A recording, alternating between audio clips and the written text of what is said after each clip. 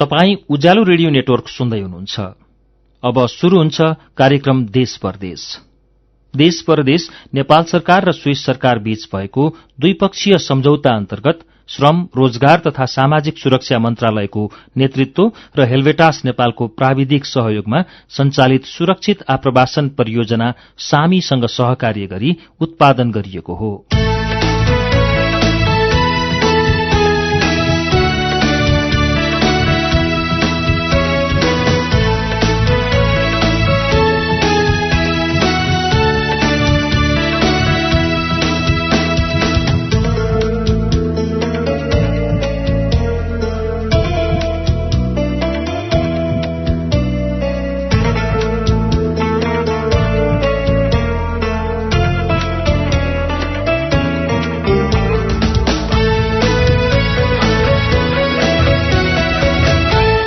नमस्कार।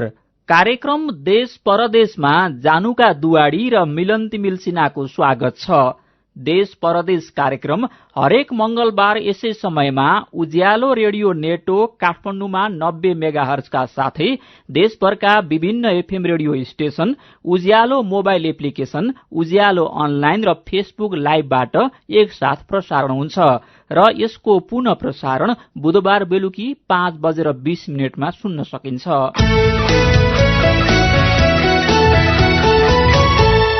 देश तथा विदेशमा पाइने काम, कमाई, काम गर्दाका सजिला, अप्ठ्यारा जस्ता अनेक विषय समेटिने कार्यक्रम देश परदेशमा आज हामी आफ्नो समस्या आफै समाधान गर्न संगठित भएका परदेशीका कुरा गर्छौं। वैदेशिक रोजगारी कमाउने ठाउँ मात्र होइन, अनेक समस्याले गाँजेको क्षेत्र पनि हो। कोही विदेशको मिठो सपना देख्दा देख्दै ठगीमा परेका छन् भने कोही परदेश पुगेपछि अलपत्र परेका छन्। कोही भने जस्तो काम र दाम नपाई रित्तो हात घर फर्कन बाध्य छन्। दिनमा करिब 3 जना त बाकसमा फर्कन्छन्। कमाउन गएकाको समस्याले परदेशीका परिवारलाई पनि छाड्दैन। परदेशी र परिवारका समस्या अनेक भए पनि सुन्ने र समाधान गर्ने कोही नभएपछि आप्रवासी कामदार र परिवारका सदस्यहरू मिलेर आफै संगठित भएका छन्। आजको कार्यक्रममा हामी आप्रवासी कामदार र उनीहरूका परिवारका सदस्यहरूले खडा गरेको संगठन आप्रवासी कामदार हक हित संरक्षण केन्द्रका विविध पाटाहरू केलाउने कोट्याउने जमर्को गर्छौं। आज हामीसित छन् आप्रवासी कामदार र उनीहरूका परिवारले जन्माएको आप्रवासी कामदार हक हित संरक्षण केन्द्र के हो, कहाँ छ र के गर्दैछ भन्ने बारे जानकारी। विभिन्न किसिमको ठगीहरू भइरहेको हुन्छ। उहाँहरूलाई हक अधिकारको लागि, उहाँहरूको न्याय दिलाउनको लागि, उहाँहरूको आवाजलाई चाहिँ बुलन्द गरिदिनको लागि, सम्बन्धित निकायसम्म पुगाइदिनको लागि चाहिँ यो त्यो अवधारणाले चाहिँ यो संगठन चाहिँ स्थापना भएको छ। धनुषामा आप्रवासी कामदार र परिवारका सदस्यले खोलेको आप्रवासी सहकारी र यसबाट आप्रवासी कामदार र उनीहरूका परिवारले पाएको सेवाबारे रिपोर्ट। 5 जना वैदेशिक रोजगारमा जानका लागि 5 जनालाई हामी त्यो ऋण प्रवाह गरेका छौं। त्यो पनि 30,000 मात्रै हो। हाम्रो म्याक्सिमम 30,000 सँग, किनभने हामीसँग थोरै रकम छ। अनि साथमा छ आप्रवासी कामदार हक हित संरक्षण केन्द्र खोल्न र विस्तार गर्न सघाएको सुरक्षित आप्रवासन परियोजना सामीको विचार र योजना बारे सामीका सुशासन तथा क्षमता विकास अधिकृत भक्त राईसँग कुराकानी। अन्य जिल्लाहरूमा यो जिल्लामा यो छ, यसरी गरिरहनु भएको छ है, उहाँले यसरी अभियान सञ्चालन गर्नु भएको छ भन्ने हिसाबले हामी अन्य जिल्लामा नि हामी एक्सपान्ड गरिरहेको छौँ अथवा सेयर गरिरहेको छौँ र त्यहाँ स्वतस्फूर्त रूपमा त्यस्तो व्यक्तिहरू संगठित भइरहनु भएको अवस्था छ। तपाईले खोजेका प्रश्नमा हामीले खोजेका उत्तर त छँदैछ, तर यी सामग्री शुरू गर्नु अघि हप्ताभरिका रोजगार गतिविधि प्रस्तुत गर्दै हुनुहुन्छ साथी वेदानन्द जोशी। कुवेत सरकारले त्यहाँको आवासीय कानून उल्लंघन गरेका विदेशी नागरिकलाई वैधानिकता कायम गर्ने अवधि थप गरेको छ। अघिल्लो पटकको म्याद गएको बिहीबार सकिएसँगै कुवेतले फेरि 1 महिना समयावधि थप गर्दै मे 15 सम्म लम्ब्याएको हो। थप गरिएको समयावधिमा आफ्नो कानूनी अवस्था सच्याउन कुवेत सरकारले आग्रह गरेको छ। यो समयभित्र पनि नसच्याउनेहरूको भिसा रद्द गरिने, देश निकाला गरिने तथा जरिवाना तिराइने कुवेत सरकारले जनाएको छ। कुवेतमा अवैधानिक भएर बसेका नेपाली श्रमिकलाई यो अवसरको फाइदा लिन नेपाली दूतावासले आग्रह गरेको छ। ओमान सरकारले सबै भिसा वाहकलाई ओमान प्रवेशमा अनुमति दिएको छ। गएको शुक्रबार ओमानको वायु सेवा निगमले सम्बन्धित सबै निकायसँग समन्वय गरिसकेकाले सबै भिसा वाहकलाई ओमान प्रवेशमा अनुमति दिएको गल्फ न्यूजले उल्लेख गरेको छ। ओमानले बढ्दै गएको कोरोना संक्रमणलाई मध्यनजर गर्दै गएको अप्रिल 7 देखि आफ्ना देशका नागरिक र आवासीय भिसा वाहक नागरिकलाई आफ्नो देश प्रवेशमा रोक लगाएको थियो। श्रम रोजगार तथा सामाजिक सुरक्षा मन्त्रालयका सचिव सूर्य प्रसाद गौतमले श्रमिकहरू सरकारले अपेक्षा गरे अनुसार सामाजिक सुरक्षा कोषको दायरामा नआएको बताउनु भएको छ। औपचारिक क्षेत्रका श्रमिकहरूको पनि सहभागिता सोचे अनुसार नभएको भन्दै उहाँले अनौपचारिक क्षेत्रका श्रमिकलाई सामाजिक सुरक्षा कोषको दायरामा ल्याउन चुनौतीपूर्ण भएको टिप्पणी गर्नुभयो। रोजगारदाताहरूले 20% योगदान गर्न तयार नभएका कारण समस्या भएको उहाँको भनाइ छ। यस्तै ठूला उद्योगका श्रमिक यस योजनाको दायरामा आउन चाहे पनि रोजगारदाताले चासो नदेखाउँदा आउन नसकेको कोषका कार्यकारी निर्देशक कपिलमणि गेवालीले बताउनुभयो। योजनाको स्किमको दायरा बढाएर आकर्षित गर्न सकिने उहाँको भनाइ छ। सुन्नुभयो हप्ताभरिका रोजगार गतिविधि। अब आजको कार्यक्रम सुरु गरौं आप्रवासी कामदार हक हित संरक्षण केन्द्र के हो त भन्ने जानकारीबाट। अहिले विभिन्न जिल्लाहरूमा आप्रवासी श्रमिकको सक्रियतामा आप्रवासी कामदार हक हित संरक्षण केन्द्रहरू खुलेका छन्। यी केन्द्रमा आप्रवासी कामदार र उनीहरूका परिवारका सदस्यहरू आबद्ध छन्। सूचना दिन होस् या लिन वा आफ्नो गाउँका कोहीलाई परदेशमा केही समस्या पर्दा होस् या देशभित्रै वैदेशिक रोजगारीको नाममा ठगी हुँदा होस्, सबै एक भएर आवाज उठाउँछन्। समस्या समाधानका लागि सम्बन्धित निकायमा पुग्छन् पनि। यस्तो किन गर्नु पर्यो त? सुनौ आप्रवासी कामदार हक हित संरक्षण केन्द्र धनुषाकी जिल्ला अध्यक्ष कौशल्या कुशवाहाबाट। हजुर, यो संगठन भनेको जुन वैदेशिक रोजगारमा युवाहरू जानुभएको छ उहाँको लागि हक अधिकारको लागि यो चाहिँ यसको अवधारणा नै किन आयो, कन्सेप्टै किन आयो भन्दाखेरि वैदेशिक रोजगारमा चाहिँ भनौँ न धेरै किसिमको ठगीहरू भइरहेको छ। भनौँ के अरे आर्थिक ठगी भनौँ, त्यसमा चाहिँ कामको ठगी, जुन कामले चाहिँ युवाहरू जान्छन् काम भनेर पठाउँछन् तर त्यो काम दिँदैन, अर्को काम दिन्छन्। जुन पैसा तोकेर पठाउँछन् तर त्यो पैसा पनि दिँदैन भनेपछि विभिन्न किसिमको ठगीहरू भइरहेको हुन्छ। उहाँहरूलाई हक अधिकारको लागि, उहाँहरूको न्याय दिलाउनको लागि, उहाँहरूको आवाजलाई चाहिँ बुलन्द गरिदिनको लागि, सम्बन्धित निकायसम्म पुगाइदिनको लागि चाहिँ त्यो अवधारणाले चाहिँ यो संगठन चाहिँ स्थापना भएको छ। सबै खालका समस्याहरू यहाँ छन् हैन? अहिले विशेष गरी चाहिँ तपाईहरुले कस्ता कस्ता खालका समस्याहरू चाहिँ समाधान गरिराख्नु भएको छ? अहिले समस्या हेर्दाखेरि एउटा त मेन पावर हरूबाट पनि ठगी जारी नै छन्। जति नेपाल सरकारले एउटा नीति नियम कानूनहरू ल्याउनुहुन्छ उहाँहरू त्यो कानूनलाई चाहिँ फेरि अर्को चाहिँ ठगी कसरी गर्ने त्यो उहाँहरूले पनि मेन पावरहरूले पनि विभिन्न उपायहरू चाहिँ अपनाइरहेको हुन्छ। हिजै मलाई चाहिँ जनकपुर धाम उपमहानगरपालिकाको 17 नम्बर वार्डको चाहिँ कनरपट्टि पर्छन् उहाँका युएईमा एक भनौँ न 1.5 महिना जति भयो गएको। युएईमा चाहिँ ऊ अल्पत्र परेको छ, रुइरहेको छ। अब हिजो बिचुलिया जुन एजेन्ट छ तिनीहरूसँग कुरा पनि भयो, 1 हप्ताभित्र मगाइदिन्छु भनेर उले भनेछ। मैले पनि कुरा गरेँ, हाम्रो संगठनले छोड्दैनन्, तपाईँ घर छोडेर नभाग्नुहोस्। कतिलाई चाहिँ भनौँ न अङ्गभङ्ग नै हुन्छन्, कति चाहिँ मृत्यु भएर नै बाकसमा फर्किनु पर्छन्। कोभिडको कारणले केही युवाहरू फर्केपछि कतिको उहाँहरूको चाहिँ पुनः फर्किन सक्नु भएको छैन, उसको बोनसवाला पैसाहरू पनि बाँकी नै छन्, पुनः जान सकेका छैन। र अर्को आएको युवा अब उसलाई चाहिँ आफ्नै देशमा केही गरेर खाउँ भनेर उसको चाहिँ सोच छन्, तर उसँग पैसा पनि छैन, केही उपाय पनि छैन, के गर्ने भनेर पुनः फेरि विदेश नजाने सोचमा छन्। तर उसलाई चाहिँ व्यवस्थित गर्न चाहिँ एउटा त्यो पनि एउटा समस्याकै रूपमा म चाहिँ देखिरहेको छु। यस्ता किसिमका समस्याहरू छन्। हाम्रो धनुषा जिल्ला 1 नम्बरमा जाने क्रममा 1 नम्बरमा छन्, तर समस्या पनि उत्तिकै छन्। भनेपछि तपाईहरूको जुन आप्रवासी कामदार हक हित संरक्षण केन्द्र यसले चाहिँ यस्ता किसिमका समस्या समाधान गर्नका लागि पनि र अब उनीहरूलाई केही समस्या पर्यो केही भयो भनेदेखि पनि तपाईँहरूले सम्बन्धित निकायसँग समन्वय गर्नेदेखिका सबै कामहरू चाहिँ गर्नुहुने? हजुर, उदाहरणको लागि भन्न चाहन्छु, अहिले चाहिँ सामी परियोजनाकै प्रोग्राम छन् होइन, जिल्ला प्रशासन कार्यालयमा आप्रवासी स्रोत केन्द्र छन्। हामीले त्यहाँसम्म नङमासुकै सम्बन्ध छ, हाम्रो त्यहाँसम्म पुगाउने काम गर्छौँ। सूचना लियोस् भनेर एउटा चाहिँ विदेश जाने, अब यदि जाने नै हो भने सूचना लिएर जाओस् होइन। अर्को कुरो चाहिँ अब समस्यामा परेपछि अब उजुरी चाहिँ अहिले सिडिओ साहबलाई पनि नेपाल सरकारले केही अधिकार दिएको छ। त्यसमा चाहिँ अब कसैलाई ठगी परेको छ भन्दाखेरि हामीलाई जानकारी भएपछि हाम्रो यहाँ आप्रवासी स्रोत केन्द्रबाट चाहिँ अब सम्बन्धित निकायको, मैले हजुरलाई सेयर गरेका थिएँ, हाम्रो संगठन भनेको धनुषा जिल्लाको 18 स्थानीय तहमा छन्। अनि समस्या परेपछि हाम्रो साथीहरूलाई चाहिँ उहाँबाट जानकारी गराउनुहुन्छ, फलानु पालिकाको फलानु वार्डको यो समस्या हो भनेर। यदि आप्रवासी स्रोत केन्द्रको जुन जति दायरा छ त्यो दायराभित्र उहाँहरूले जे काम छ त्यो गर्नुहुन्छ। दायरा बाहिरको यदि कुनै यस्तै छ भनेपछि हामीहरूलाई जानकारी गराउनुहुन्छ।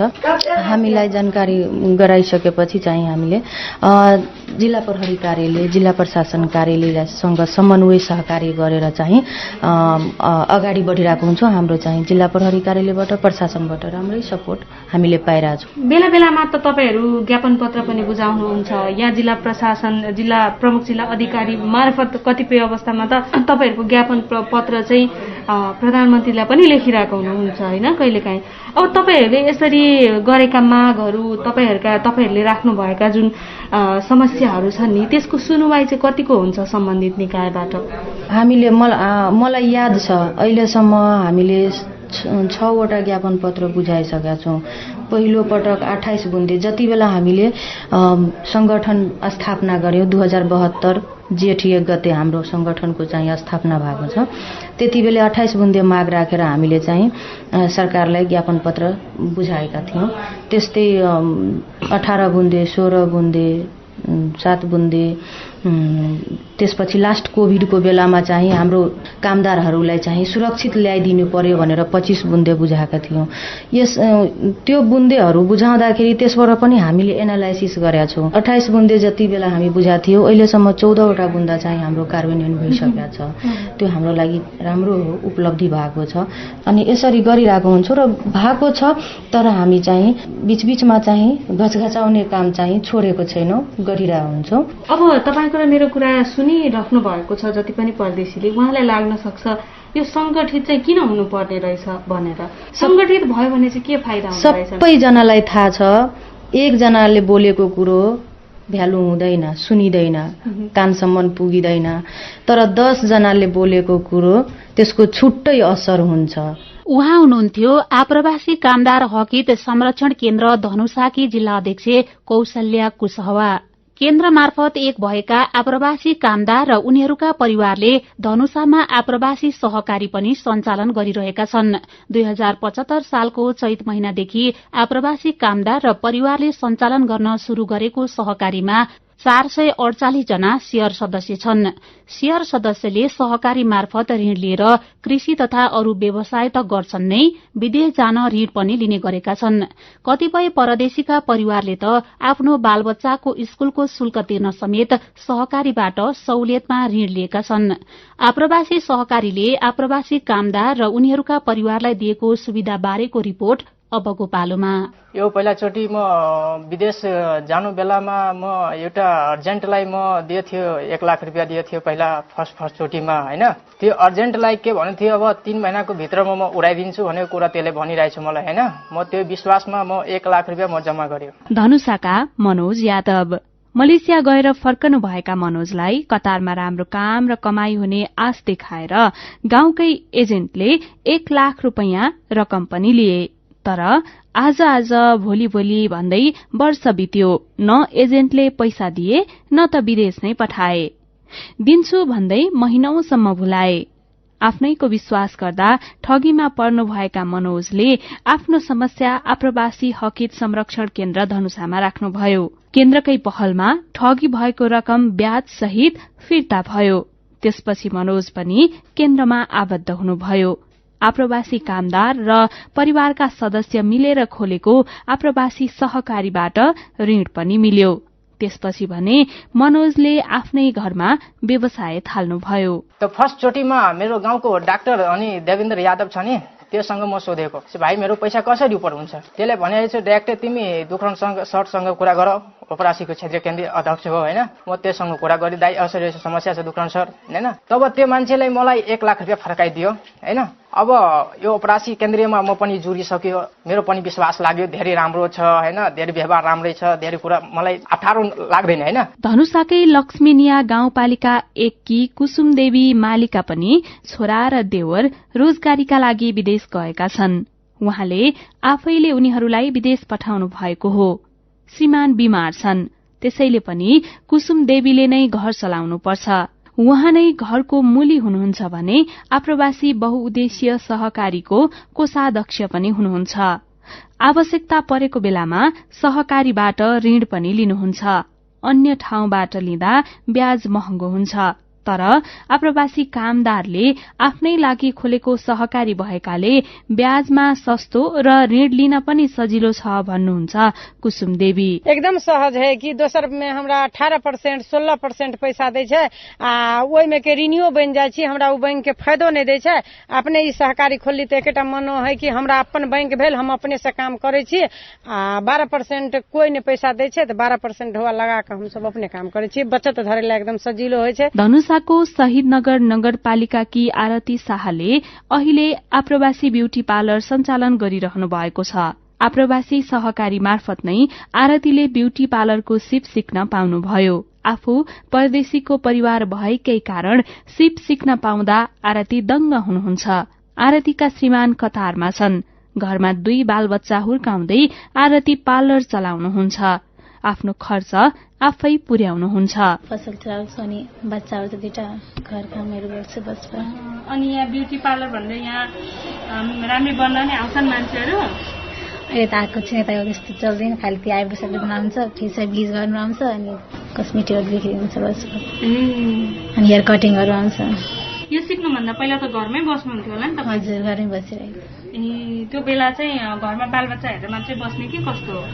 त्यही बच्चा थियो अनि घरको काम, एउटा छोरी थियो त्यतिखेर अनि घरको काम। अनि सिप सिक्न पाएर अहिले यसरी काम गर्न पाउँदा चाहिँ आफूलाई कस्तो लाग्छ त? खुसी लाग्छ। खुसी लाग्छ, राम्रो लाग्छ, प्राउड फिल आफ्नो कुनै काम त छ, जब गरिरहेको छु बस राम्रो लाग्छ। धनुषामा 2075 साल चैत महिनादेखि आप्रवासी कामदार र परिवारका सदस्यले आप्रवासी बहुउद्देश्य सहकारी संस्था खोलेका छन्। शुरूमा 30 जना शेयर सदस्यबाट शुरू भएको सहकारीमा अहिले 448 जना त शेयर सदस्य मात्रै छन्। सहकारीमा आप्रवासी कामदार र उनीहरूका परिवार मात्र सदस्य बन्न सक्छन्। सहकारी धनुषामा संगठित भएका आप्रवासी कामदार हकित संरक्षण केन्द्रकै देन हो भन्नुहुन्छ सहकारीका अध्यक्ष दुखरन यादव। र यो आप्रवासी कामदार हकित संरक्षण केन्द्र धनुषाको जन्म भएपछि, गठन भएपछि यादी समस्याहरूमा धेरै ठूलो सहयोग भयो। यो संगठनकै देन हो यो आप्रवासी बहुउद्देश्य सहकारी। र अहिले ती परिवारहरूलाई 30 बेला 30 जना हुँदाखेरि हाम्रो शेयर 5 लाखबाट हामी सुरु गरेका थियौं र त्यो लगानीमा पनि हामी गयौं। अनि ऋण लगानीमा तपाईको 172 जना ऋण लगानी लिनुभएको छ। ती पैसा मध्ये 28,15,000 ऋण लगानीमा छ। त्यो ऋण लगानीमा पनि 172 जना मध्येमा 3 जना सानो सानो छोटो होटलमा 3 जनालाई दिएको छु। 7 जनालाई चुरा पसल घुमेर बेच्ने उहाँहरूलाई 7 जनालाई दिएको छु। र 10 जना तरकारी पसलहरू गाउँमा सानो सानो छ, उहाँहरूलाई दिएका छौं। र 5 जना वैदेशिक रोजगारमा जानका लागि 5 जनालाई हामी त्यो ऋण प्रवाह गरेका छौं। त्यो पनि 30,000 मात्रै हो, हाम्रो म्याक्सिमम 30,000 सँग, किनभने हामीसँग थोरै रकम छ। अनि 117 जना तपाईको कृषिमा, खेतीमा, गहुँ धान इत्यादिहरूमा लिनुभएको छ। र 30 जना बच्चा पढाउनलाई, आकस्मिक बच्चाहरू पढ्दै गयो, ट्युसन फी छैन, विद्यालयमा परीक्षाको बेलामा पैसा तिर्ने फी छैन, त्यति बेला 5,000 10,000 15,000 यसरी 30 जनाले लिनुभएको छ। जम्मा तपाईको 72 जना छ त्यो ऋण प्रवाह भइरहेको छ र बैंक खातामा 1,60,000 मात्रै छ अहिले। परदेशीका परिवारका लागि भनेर सहकारीले छुट्टै योजनाका साथ काम गरिरहेको छ। परदेशीका श्रीमतीहरू विदेशबाट पठाएको पैसा लिन जाँदा पनि समाजमा विभिन्न खालका लान्छना सहनुपर्ने बाध्यताको अन्त्य गर्न सहकारीले नै रेमिट्यान्स भुक्तानीको व्यवस्था गरेको छ भने वैदेशिक रोजगारीको कारण बिचल्लीमा परेका बालबालिकाका लागि स्कूल भर्नामा पनि सहकारीले समन्वय गरिरहेको छ। साथै वैदेशिक रोजगारीमा समस्यामा परेका श्रमिकको समस्या समाधान गर्न पनि सहकारीले पहल गर्ने गर्छ। फेरि दुखरण यादव घरमा आफ्नो छिमेकीको घरमा अरू गाउँमा जिल्लामा देशमा कहीँ समस्या भएको छ भने हामीलाई भन्नुस्, हामी भनिसकेका छौं र हाम्रो साथीहरू दिदीहरू भन्नुहुन्छ र त्यो समस्या हामी समाधान गर्ने प्रयास गर्छौं र गरिरहेका छौं। मोबाइल रिचार्ज गर्दाखेरि अरूलाई दिँदाखेरि त्यसमा नम्बर लिदिने, उहाँहरूलाई धेरै परेशानी पार्ने, जथाभावी फोन गर्ने जस्ता समस्याहरू थियो। अब पैसा लिँदा पनि पैसा किन रिचार्ज किन्ने, आफूसँग पैसा छ। हाम्रा परिवारहरूले, हाम्रा परिवार भन्नाले अप्रवासी कामदारका परिवार यहीँबाट अब पैसा पनि फोन गर्नुहुन्छ यहाँ सरहरूलाई, कर्मचारीलाई पैसा पनि पठाउने गरेका छौं। बिजुली बिल पनि जनकपुर जानु पर्थ्यो। त्यो सबै अहिले समस्या समाधान भइरहेको छ र अरू बच्चाहरू छन् जसको कोही छैन त्यसका लागि छात्रवृत्तिका लागि पहल गराइदिने, कागजहरू व्यवस्थित गराइदिने सहयोग भइरहेको जस्तो अनुभूति भएको। आप्रवासी कामदार र उनीहरूका परिवारको भविष्यका लागि पनि सहकारीले विभिन्न योजनाहरू बनाएको छ। आप्रवासीका बालबालिकाका लागि आप्रवासी स्कूल खोल्ने सहकारीको उद्देश्य छ भने परिवारका सदस्यका लागि अहिले पनि विभिन्न तालिमहरू पनि सञ्चालन गरिरहेको छ। आप्रवासी विद्यालय हुन्छ। त्यो विद्यालयको नाम नै आप्रवासी विद्यालय हुन्छ। त्यहाँ पनि यो 5 क्लाससम्म, कक्षा 5 सम्मको लागि हामी टार्गेट गरेका छौं। अभी 5 सम्म मात्रै चलाउने र त्यो बच्चा पनि हाम्रै परिवारका हुन्। हामी बाहिर कहीँ जानै पर्दैन र टिचर पनि हाम्रै परिवारका हुन्। र अहिले चाहिँ अब तालिम पनि सञ्चालन गरिराख्नु भएको छ। अहिले वित्तीय साक्षरताको तालिम भइसकेको छ। सानो यो पैसै लिएर तपाईको त्यो आफ्नो जीविका उपार्जन, अहिले त जीविकै उपार्जन भनौं किन सुरुवाती छ। अब जीविका उपार्जनलाई सम्पत्ति आर्जनतिर हाम्रो त्यो ट्रेनिङ भइरहेको छ। त्यो हामीसँग थोरै पुँजी छ। अब त्यो पुँजी व्यवसाय गरिराखेकाहरूलाई हामी एसबीआई बैंक मार्फत जोडिरहेका छौं ठूलो पुँजी बनाउनलाई। र त्यो भइरहेको छ। त्यति मात्रै होइन, उहाँहरूले के खाने के गर्ने सबै जिम्मा अब सहकारीले लिनेछन्। भोलिका दिनमा काम गरेर कुराले होइन, हामी काम गरेर देखाएका छौं। त्यो भएर समाजमा हाम्रो छाप परेको छ। त्यो छापको परिणामस्वरूप यो सबै भएको छ। सुन्नुभयो आप्रवासी सहकारी मार्फत आप्रवासी कामदार र परिवारले पाएको सेवाबारे रिपोर्ट। आप्रवासी कामदारको एकताको आवश्यकता र सामी परियोजनाको भूमिका बारे सामीका सुशासन तथा क्षमता विकास अधिकृत भक्त राईसँगको कुराकानी एकैछिनमा लिएर आउनेछौं। देश परदेश सुन्दै गर्नुहोला।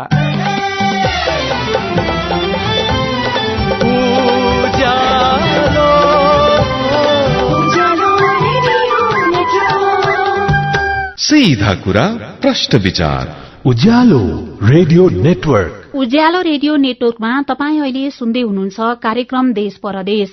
देश परदेश देशैभरिका विभिन्न एफएम स्टेशनका साथै उज्यालो मोबाइल एप्लिकेशन, उज्यालो अनलाइन तथा फेसबुक लाइभबाट एकसाथ प्रसारण भइरहेको छ। यो कार्यक्रम तपाईं आफूले चाहेका बेला ujalloonline.com-बाट र उज्यालोको मोबाइल एप्लिकेशनबाट पनि सुन्न र डाउनलोड गर्न सक्नुहुन्छ। साथै देश परदेश भाइबरमा पनि उपलब्ध छ।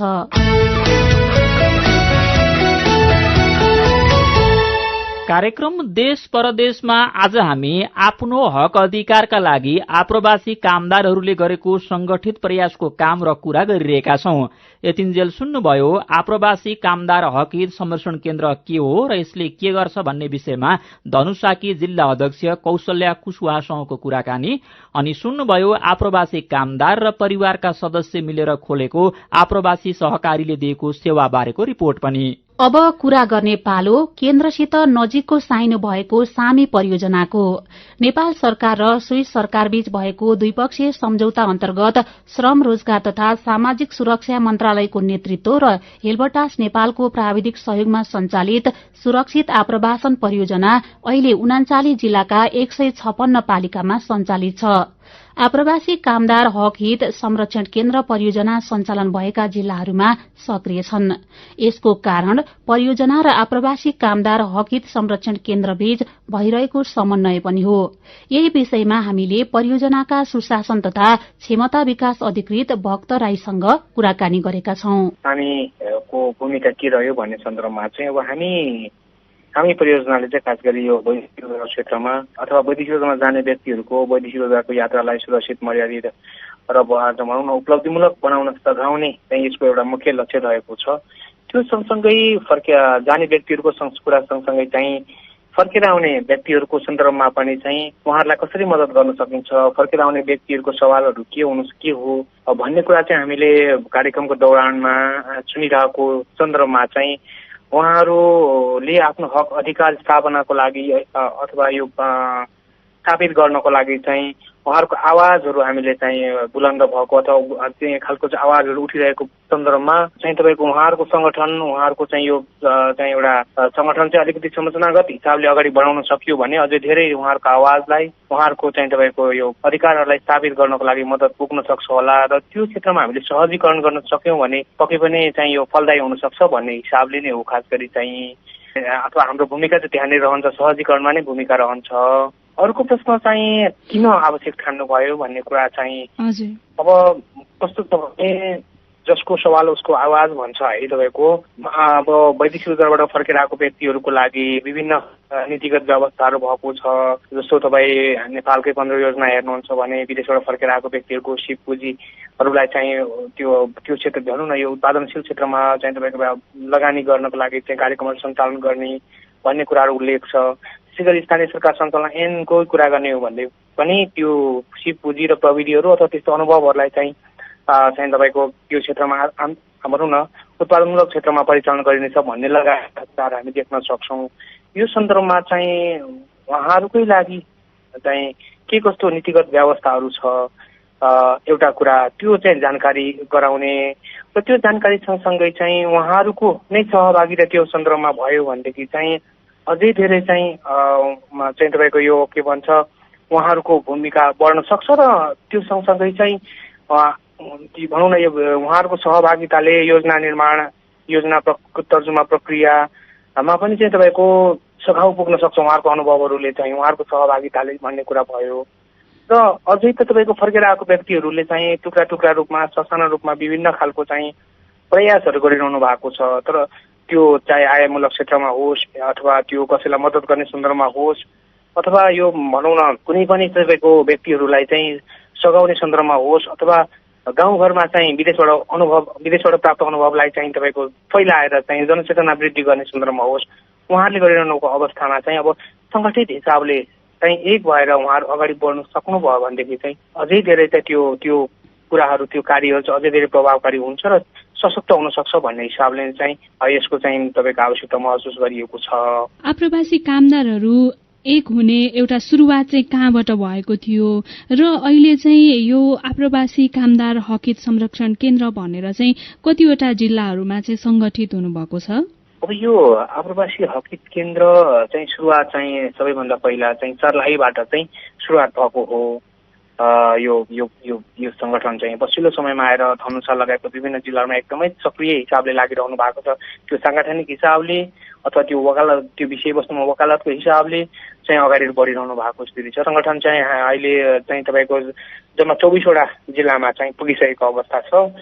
यो हिसाबले चाहिँ अगाडि बढिरहेको छ र यो चाहिँ अब निरन्तर चाहिँ अन्य जिल्लाहरूमा पनि चाहिँ विस्तार हुँदै गइरहेको छ। त्यो चाहिँ कस्तो भने हाम्रो प्रयास भन्दा नि यो चाहिँ स्वतस्फूर्त हिसाबको सङ्गठन भनेर बुझ्नु जरुरी छ। हामीले यो कुरा गरिरहँदाखेरि चाहिँ हामीले सवालहरू, इस्युहरू चाहिँ यो हो भनिसकेपछि उहाँहरू हामी यसरी गर्छौँ भनेर चाहिँ तपाईँको सक्रिय हिसाबले लाग्नु भएको अवस्था हो न कि यो चाहिँ तपाईँको हामीले यो बढी नै चाहिँ कार्यक्रमिक हिसाबले पुस गरेको भन्दा पनि हामीले इस्यु सवालहरू यो हुनसक्छ भनिसकेपछि स्वतस्फूर्त उहाँहरू चाहिँ सङ्गठित भएर अगाडि बढिरहनु भएको छ र यो चाहिँ एक्सपान्ड हुने अथवा विस्तार हुने चरणमा रहेको छ। सुरक्षित आप्रवासन परियोजना सामी पनि जुन उद्देश्य लिएर अहिले 39 जिल्ला मार्फत 156 पालिकाहरूमा सञ्चालित छ, अब उहाँहरू जो आप्रवासी कामदारहरू हुनुहुन्छ उहाँहरू नै यसरी सङ्गठित भएर र सामी परियोजना पनि हुँदाखेरि चाहिँ थप यो सुरक्षित वैदेशिक रोजगारीका लागि भनौँ अथवा समस्या समाधानका लागि भनौँ काम गर्न चाहिँ कतिको सहज हुने रहेछ, के अनुभव गर्नु भएको छ? एकदमै चाहिँ तपाईँको यो महत्त्वपूर्ण प्रश्न उठाउनु भयो। परियोजना चाहिँ स्थानीय सरकारले इम्प्लिमेन्ट गरिरहेको छ, कार्यान्वयन गरिरहेको अवस्था छ। यो परियोजना चाहिँ स्थानीय सरकारको परियोजना होस्, हामी परियोजना अब हामीले चाहिँ यो सहजीकरण गर्ने कामहरू प्राविधिक हिसाबले सहयोग गर्ने कामहरू गरिरहेको स्थिति छ। अब यो स्थानीय सरकारले कार्यक्रम कार्यान्वयन गरिरहँदाखेरि चाहिँ दुईटा हिसाबले, एउटा त कस्तो छ भने सरकारले आफ्नो परियोजना मार्फत आफ्नो कुराहरू पनि चाहिँ आफ्नो सेवाहरू पनि चाहिँ जनतामा पुर्याइरहेको छ, सूचना सिप तालिम लगायतको कुराहरू चाहिँ। त्यो सँगसँगै त्यस्तो खालको संगठन भइरहँदा चाहिँ के हुँदो रहेछ भन्दा त्यो संगठनले नै त्यस्ता खालको सूचनाहरू कसरी विदेश जान सुरक्षित हुन सकिन्छ, ठगीबाट कसरी बच्ने भन्ने लगायतको सूचनाहरू पनि उहाँ मार्फत जाने एउटा र थप स्वदेशमा नै के कस्ता उद्यमहरू सञ्चालन गरिरहेको छ, के गर्न सकिन्छ भन्ने खालको पनि चाहिँ तपाईँको म्यासेजहरू जाने उहाँले गर्नुभएको कामहरू देखेर एउटा भने। त्यो सँगसँगै चाहिँ अप्ठ्यारोमा परेका मान्छेहरूलाई, ठगीमा परेको मान्छेहरूलाई चाहिँ कानुनी सेवा उपलब्ध गराउनको लागि भयो या नीतिगत कुराहरू चाहिँ अब कामदारको हितको लागि नीतिहरू चाहिँ निर्माण भइरहँदाखेरि सही निर्णय नीति निर्माण भइरहेको छ कि छैन भनेर तपाईँको त्यो रखबरी गर्नको लागि त्यो चाहिँ एक खालको चाहिँ खबरदारी जस्तो गर्नको लागि उहाँहरूको भूमिका त महत्त्वपूर्ण देखिएको छ होइन। यो मानेमा चाहिँ त्यस्ता कुनै गाउँ छैन होला जुन गाउँबाट चाहिँ एकजना व्यक्ति परदेश नगएको होस् होइन। सबैजना परदेशीहरूलाई एकबद्ध बनाउनका लागि उहाँहरूको चाहिँ अब तपाईँहरूले आफ्नो आवाज उठाउनुपर्छ भनेर एउटा सचेत गराउनको लागि थप दीर्घकालीन केही योजनाहरू छन् त सामी परियोजनाको? यसमा चाहिँ अब कस्तो रहेको छ भने हेर्नुहोस्, हाम्रो अहिले चाहिँ हामीले यो जिल्लाको अघि मैले तपाईँसँग कुरा गरेँ करिब 24-25वटा जिल्लामा त्यहाँ उहाँहरू चाहिँ सङ्गठित भएर अगाडि बढिरहनु भएको छ र यो सिकाइहरूलाई हामीले अन्य जिल्लाहरूमा यो जिल्लामा यो छ यसरी गरिरहनु भएको छ है, उहाँहरूले यसरी अभियान सञ्चालन गर्नु भएको छ भन्ने हिसाबले हामी अन्य जिल्लामा नि हामी एक्सपान्ड गरिरहेको छौँ अथवा सेयर गरिरहेको छौँ र त्यहाँ स्वतस्फूर्त रूपमा त्यस्तो व्यक्तिहरू सङ्गठित भइरहनु भएको अवस्था छ। तब यसलाई अलिकति दिगो हिसाबले अगाडि बढाउनको लागि अथवा एउटा चाहिँ अलिकति स्ट्रङ संरचना हुनको लागि चाहिँ उहाँहरूले के गरिरहनु भएको छ भन्दाखेरि एउटा त वडा तहमा, एउटा जिल्ला तहको मैले अघि जुन कुरा गरेँ, उहाँहरूले पालिका तहमा, जिल्ला छोडेर पालिका तहमा पनि चाहिँ विभिन्न समिति बनाउनु भएको स्थिति छ र पालिका तहमा बनिसकेपछि वडा तहमा पनि चाहिँ उहाँहरूले त्यो खालको चाहिँ आफ्नो सञ्जाल निर्माण गर्ने र त्यो वडा पालिका र जिल्ला तह हुँदै चाहिँ तपाईँको प्रदेश स्तरमा र एउटा सङ्घीय स्तरमा चाहिँ एउटा दह्रो खालको संरचना बनाउने उहाँहरूको चाहिँ एउटा चाहिँ तपाईँको सोच देखिन्छ र यो एकदमै सकारात्मक हिसाबले बढेको हुने अवस्था पनि छ हामीले झट्टै हेरिरहँदाखेरि चाहिँ। र त्यो भइसकिसकेपछि चाहिँ जस्तो उहाँहरूको एउटा चाहिँ एकदम बलियो चाहिँ खालको संरचना बन्ने छ। अब यो भित्र त्यो संस्थाहरूलाई त्यो उनीहरूको भूमिका के त, वडा तहमा के, पालिका तहमा के हो त रोल भन्ने कुरा नै आउँला, जुन अघि पनि कुराकानी भइसकिसक्यो कि वडा तहमा भएको योसँग वैदेशिक रोजगारसँग सम्बन्धित सवालहरू अथवा त्योसँग जोडिएर आउने सवालहरू र फर्केर आएको व्यक्तिहरूसँग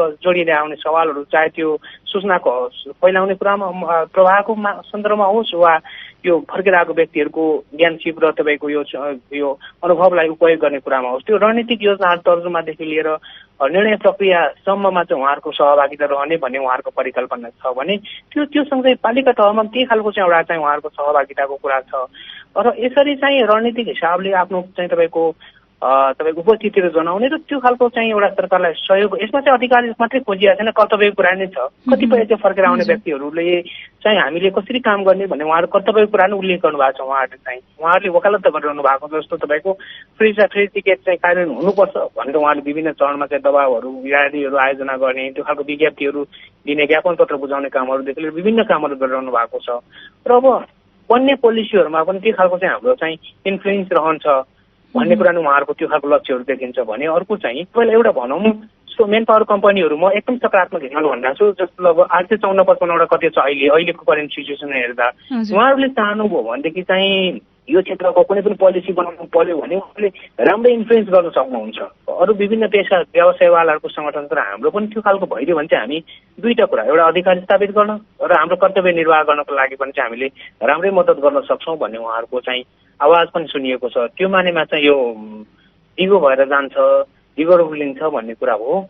आन्तरिक व्यवस्थापन कसरी हुन्छ, सङ्गठन कसरी सुदृढ हुन्छ भन्ने कुरा पनि एकातिर रहन्छ। त्यसको लागि चाहिँ उहाँहरूको आफ्नै खालको कार्ययोजना निर्माण भएको छ। अहिले आप्रवासी कामदारको हकितका लागि जसरी सामी परियोजनाले काम गरिरहेको छ यो त एउटा परियोजना भयो, तर भोलि परियोजना नहुँदाखेरि पनि आप्रवासी कामदारहरू आफै एकजुट हुने हो भनेदेखि चाहिँ उहाँहरूले आफ्नो हकितका लागि सदैव काम गरिराख्न पनि सक्नुहुने भयो होला नि त?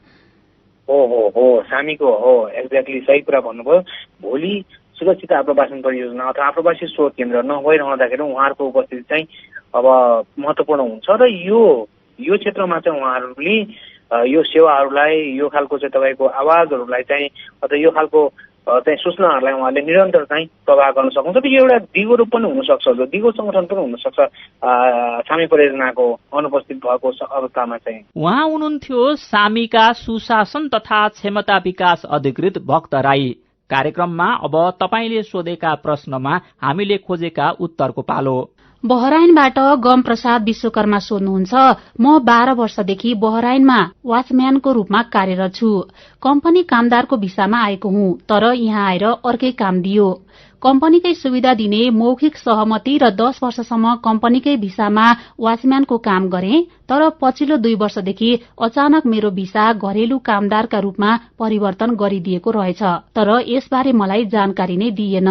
यसरी मलाई जानकारी नै नदिई भिसा परिवर्तन गरिदिन मिल्छ र? गम प्रसादजी, हामीले तपाईको प्रश्न बहराइनका लागि नेपाली राजदूत पदम सुन्दासलाई सोधेका छौं। उहाँलाई एम्बेसीमा सम्पर्क राख्नु भन्ने नि तुरुन्त हामी गरिदिइहाल्छौँ, के गर्नुपर्छ। किनकि यस्तो समस्या भएको त गम प्रसाद बाहेक अरू पनि थुप्रै होला नि। के गर्नुपर्छ त्यसैले हामी उहाँलाई भनिदिनु होला, एम्बेसीमा सम्पर्क राख्ने, हामी कम्पनीमा निधि खोजी गर्छौँ। निधि खोजी त्यसै गराउनु पाउने कम्पनी उहाँको स्वीकृति सहमति नभइकन कुनै कामै गर्न पाउँदैन। जस्तै दूतावासमा सम्पर्क गर्दाखेरि पनि उहाँसँग पासपोर्ट पनि रोजगारदाताले आफैसँग राखेको होला, उहाँलाई चाहिँ के कागजात चाहिन्छ? यहाँ सरकार पनि हामी गरिहाल्छ, यहाँ सरकारले यस्तो कुरा तुरुन्त गरिहाल्छ। उहाँलाई एम्बेसीमा तुरुन्त सम्पर्क राख्नु भन्ने हो, हामीले जहाँ गएर बोल्नुपर्छ, जे गर्नुपर्छ हामी गरिहाल्छौँ।